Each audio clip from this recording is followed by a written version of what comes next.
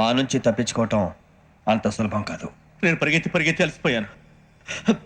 ఏం కావాలి? నీ ప్రాణం అక్కర్లేదు, నీ ఆస్తి అవసరం లేదు. ఏదో అవసరానికి 2000 అప్పటిలా చంపేపోతున్నాడు జీవాజీ. ఆయన అప్పు తీసుకున్న తప్పించుకుని తిరగాలి కానీ ఆపేసి మీకు అక్కడ పెట్టండి. కొత్త అప్పు ఇవ్వకూడదని. ఇదిగో వెంకీ, కావాలంటే నీకు ఇచ్చిన పాత బాకీ మర్చిపోతాను, నన్ను వదిలే. మీరు మమ్మల్ని వదలనా? మేము మిమ్మల్ని వదలలేమండి. మీ దగ్గర అప్పు తీసుకున్న నిజం మమ్మల్ని నీలా వెంటాడుతుంది. అందుకు నన్ను ఎంత ఆడుతున్నారా? నన్ను అంతగా అయిపోలేదు. ఉండి లేదంటే మొత్తం లేకుండా పోతారు. ఇప్పుడు మీకు ఇస్తే జరిగేది అదే. ఇస్తే ఇవ్వండి, లేకపోతే మానేయండి, అంతేగాని శుక్రవారం పూట అశుభ మాటలు మాత్రం ఆడకండి. శుక్రవారం లేదు, శనివారం లేదు, అసలు వడ్డీ వ్యాపారం చేయడం లేదా? జీవాజీ, డిస్కషన్స్ అనవసరం. ఇప్పటికి 18,000 ఇచ్చారు, ఇంకో 2,000 ఇస్తే 20,000 రౌండ్ ఫిగర్ అవుతుంది. 2 రోజులు తిరిగి ఇచ్చేస్తాం. వీళ్ళకి ఇప్పుడు దాకా ఇచ్చింది 14,000 కదా, 18,000 అంటాడేమిటి పెచ్చనాయాలు? పడ్డాడు కక్కుర్తాడు. సంగతి వరకు తెలుసు. అసలేనయ్యా, ఇదే నేను మీకు ఇచ్చే ఆఖరి అప్పు. మీరు ఇచ్చిన ప్రతిసారి ఇలాగే అంటారు. ఇతనే వచ్చిందని తగలేయకుండా ఊరికే వచ్చింది ఏంటి? అబ్బాయి ఏం లేదండి. జాగ్రత్తగా ఉపయోగించి పైకి రావాలయ్యా. సరే, ఈ 2,000తో 20,000 సంపాదిస్తారు. అదే కూర్చొని ఆలోచిస్తాం. ఆ జీవగాడు ఎప్పటికైనా జీవితంలో పైకి రావాలంటాడు. రోజు ఇంత పైకి వస్తాం తెల్లడికి. రే, మనం దొరికిన వాళ్ళ దగ్గర అప్పు చేసి తాగెత్తనం. ఇలా ఎన్నాళ్ళు ఇచ్చే వాళ్ళు ఉన్నన్నాళ్ళు తెలిసిన వాళ్ళందరూ అయిపోయారు, ఇంకెవరు మిగిలారా? అందుకే నేను ఎప్పుడూ అంటూ ఉంటాను సర్కిల్ పెంచమని. ఒక రెండో పెంచుకుందామన్నా ఎవడు కోఆపరేట్ చేయట్లేదా? మనం చూస్తేనే జంప్ అక్కడ. అరే వడ్డీ ఎంతైనా పర్వాలేదు, అప్పు ఏంట్రా అంటే ఒక ముందు రాడే. ముందుకు వస్తే వాళ్ళు వెనక్కి వెళ్తారని భయం. భయం భయం భయం, ఎక్కడ చూసినా భయం. ఎన్నాళ్ళు భయం?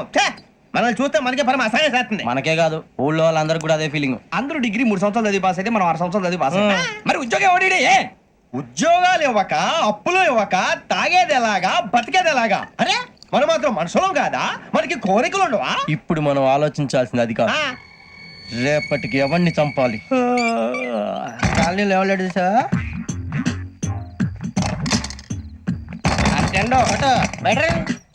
నువ్వా వెంకీ? ఏంటి వెంకీ ఈ టైంలో వచ్చా? నీతో మాడే పని ఉంది, దా చెప్తా. ఏ బాగా నిద్రొస్తుందా? సరిగానే రే, నువ్వు మమ్మల్ని చూసే తలిపేసావా? మామూలుగా వేసాను. మామూలుగా వేసేవాడివి. మేము రావడానికి 1 నిమిషం ముందో, మేము వెళ్ళాక 1 నిమిషం తర్వాత వేయాలి కానీ బిలాల్ రాజా, నాకు నిద్ర వచ్చి పడుకుందామని తలుపేసుకున్నాను. అయినా నా ఇంటి తలుపులు నేను అడిగేసుకోవాలంటే తప్పు చేసిన కాక ఇంకా గేర్ సమాధానం చెప్తావా? మీ ఇంట్లో పెళ్లిడికి వచ్చిన ఆడపిల్లలు ఎదురున్నారు. ఇదిగో అమ్మాయిలు, మీతో ఎప్పుడైనా యథాశాలు వేసానా? విన్నారా? అడుగు తలుపులు వేసావు. అనవసరంగా గొడవ ఎందుకు ఇక్కడి నుంచి వెళ్ళండి. గొడవ? మీ ఇంటి మీద పడి ఎప్పుడైనా గొడవ చేశానా బిని గారు? లేదు బాబు. విన్నారా? చెప్పు, మమ్మల్ని చూసి తలుపులు ఎందుకు వేసుకున్నావు? అరే మాకు అప్పించిన వాళ్ళు కూడా మమ్మల్ని చూసి ఎప్పుడు తలుపులు వేసుకోలేదు. ఏం చేయాలి? మరి నువ్వు ఎందుకు వేసుకున్నావు? బాబు టప్ అయిపోయింది, బుద్ధి తక్కువ వేసాను చాలా. అంటే మా మొఖాల మీద తలుపులు వేసామని ఒప్పేసుకుంటున్నావు? ఒప్పుకుంటున్నాను. సరే ఇప్పుడు చెప్పు, మా మొఖాల మీద తలుపులు వేసేంత తప్పు మేము ఏం చేసామరా? బాబు తప్పైపోయిందని అంటున్నారు కదా, వదిలేయండి బాబు. అదే తప్పు మేము చేసి మమ్మల్ని వదిలేయమంటే మీరు వదిలేస్తారా బిని గారు? తప్పని ఒప్పుకుంటున్నాడు కదా అయ్యా. ఇప్పుడు టైం 11 అయింది, వెళ్ళి పడుకోండి. 11 అయిందా? కొమ్ము ఉంచాడు కదా. నాకు సంబంధం ఏంటి? ఉంది, సంబంధం ఉంది. 11 గంటలకి నా క్లోజ్ ఫ్రెండ్ ఢిల్లీ వెళ్తున్నాడు. 5,000 అప్పిస్తానని ఎయిర్పోర్ట్ రమ్మని చెప్పాడు. నీ గొడవలో పడి ఆ సంగతే మర్చిపోయాను. ఇప్పుడు నాకు జరిగిన నష్టానికి భర్తీ ఎవరు చేస్తారు? మీరా మీరా మీరా? ఎవడు పడితే ఎందుకు చేస్తాడా భర్తీ? మళ్ళీ వాడి నువ్వు తప్పు ఎవడు చేసా వాడే చేస్తా. దానికి కారణం ఈ 10 మనిషే కదా. వాడే చేస్తాడు. యజ్ఞాత షడద్వాతీత రూపిణి అవ్యాజ కరుణామూర్తిరజ్ఞానాధ్వాంత దీపిక. బీరు రమ్ము కలుపుకూడదు, తలకే పట్టేసింది. ఏంటే చదువుకుంటున్నావా? చదువుకో చదువుకో. దేనైనా వెనక్కి తీసుకురావాలం కానీ కాలం వెనక్కి తీసుకురావడం ఎవడి వల్ల కాదు. టైం విలువ గురించి నువ్వు మాట్లాడడం. నువ్వు ఎలా పోతే నాకెందుకులే. ఏమ్మా నీ పూజ అయిందా? తలకే పట్టేసింది, కాస్త మజ్జిగుంటే ఇవే. మా నాయనే అందరూ పొద్దున్నే లేచి టీలు కాఫీలు అడుగుతుంటే నువ్వు మాత్రం మజ్జిగ అడుగుతున్నావురా. కాఫీలు టీలు తాగే స్టేజ్ వాడు ఎప్పుడో దాటిపోయాడు. రాత్రి తాగింది దిగాలంటే మజ్జిగే తాగాలి. నువ్వు తల దించుకోవడం ఎందుకురా? నీలాంటి యదవనగానందుకు నేనే దించుకోవాలి తల. రాత్రి సుబ్బారావు గారి ఇంటి మీద గొడవకి వెళ్ళేవంటగా. అలా చెప్పాడు మీకు?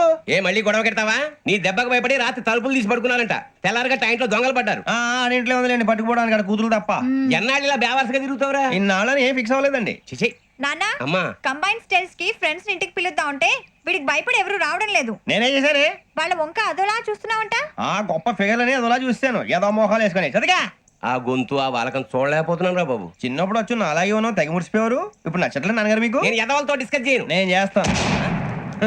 మీరు చెప్పదలుచుకుంది ఏమిటో చెప్పండి. ఇంకా చెప్పేదే ఉంది. నువ్వు ఇలా గాలికి తిరుగుతుంటే నేను తిండి పెట్టలేను. నాన్నగారు ఇప్పుడు శుక్ర మహాదశి 4వ పాదంలో ఉంది. నేను ఇప్పుడు ఏం చేసినా కలిసి రాదు. శనిగారు సెంటర్ లో కాసేసి నన్నే చూస్తాడంట. వాడు అలా సైడ్ అయిపోయి నేను ఏదో ఒకటి అవుతాను కదా, మీరు కంగారు పడకండి. ఇవన్నీ ఆ జగదాంబ చౌదరి గారు చెప్పాడా? జేసీ గారిని గాడు గిడు అనకండి బాబు, మీకే మంచిది కాదు. అబ్బా ఊరుకోండి, ఎవరి నమ్మకాలు వాళ్ళవి. ఎరా ఇంతకీ ఆ శనిగాడు సైడ్ కి ఎప్పుడు వెళ్తాడంట? నేను పోయా. సెంటర్ లోకి రావాలమ్మా. మరి ఆ గురువు సెంటర్ లోకి ఎప్పుడు వస్తాడంటావు? అవన్నీ మనకి తెలుస్తాయి అంటే జేసీ గారు తెలుస్తాయి. నాన్నగారు ఒక 1000 రూపాయలు ఇవ్వండి, నెక్స్ట్ నుంచి అన్ని అడిగేసి వస్తాను. ఎదిగిన కూతురు గుండెల మీద కుంపటైతే నీలాంటి బేవార్స్ కొడుకు క్లైమోర్ మైన్స్ లాంటి వాడు చీదరిదుడా. ఆ జేసీ గారు పోయాక వీడు నేను అమ్మ నువ్వే ఫీల్ ఓకే. ఆయన కావాలని అంటున్న మాటలు కాదు, ఆయన దేవుడు. కానీ ఆ శనిగాడు ఆడి కాన్సన్ట్రేషన్ అంతా నా మీదే పెట్టేశాడు. మరి ఇప్పుడు ఎలాగరా నాన్న? ఆ పని మీద డబ్బులు అడుగుతుంటే ఆయన ఇసుక్కుంటున్నాడు. పోనీ నువ్వేనా ఇవే? నా దగ్గర కూడా లేవురా.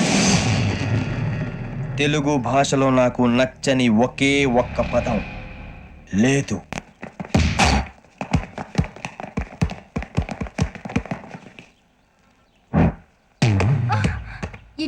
అరే సూరే, బాల్ తీసుకురారా. సారీ ఏదో బాలి. బాస్కెట్ బాల్ మాలాంటి వాళ్ళు ఆడాలి. మీలాంటి మాసన కొడుకులు ఆడితే ఇలాగే ఉంటది. ఇలాగే ఇలాగే అయ్యో, కొడతావేంటి? ఇలాగే ఉంటది. ఏయ్, అమ్మాయిల ముందు ఫోర్స్ కొడతావా? ఆహా, అయితే నిన్ను కొడతా.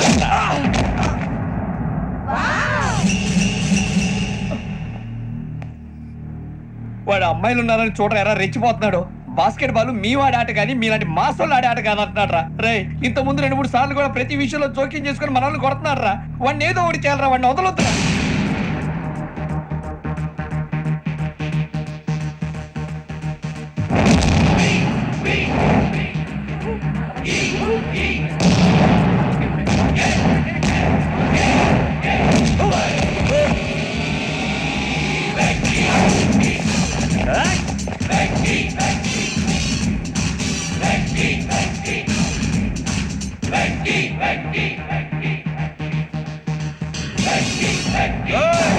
ఆడపిల్లలంటే ఎవరికైనా దెబ్బ తగిలితే అయ్యో అంటారు, మీకేమో ఎవరైనా కొడితే కామెడీ. కొట్టినోళ్ళు మీ దృష్టిలో హీరోలు. ఇప్పుడు నేను పచ్చడి కొడేస్తాను, నేను హీరోని అయిపోతానా? ఏంట్రా రెచ్చిపోతున్నావు? మాకు ఛాన్స్ ఇవ్వా? అసలు వచ్చిందే నీకోసం. మా వాడి బ్యాక్గ్రౌండ్ తెలియక అడమే చేసావు. ఇప్పుడు నీకు అప్పుడు అయిపోతున్నా రే. వాడి బ్యాక్గ్రౌండ్ సరే, అసలు నీ బ్యాక్గ్రౌండ్ ఏంట్రా? నాకు సెపరేట్ బ్యాక్గ్రౌండ్ అంటూ ఏం లేదురా. నేను ఎక్కడ నిలబడితే అదే నా గ్రౌండ్. అంత పుడింగువా? తెల్దా?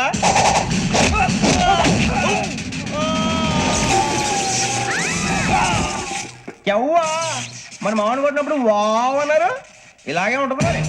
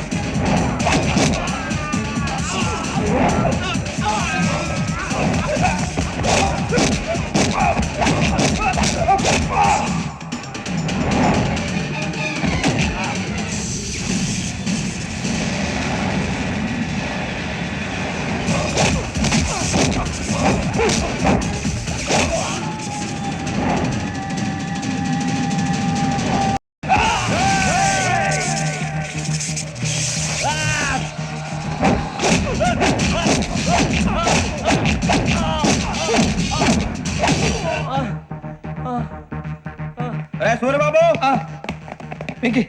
ఇందాక నేను కొట్టినప్పుడు నీకే అనిపించిందిరా? కుమ్మేయాలనిపించింది. మరి కుమ్మే. అమ్మో కుమ్ము.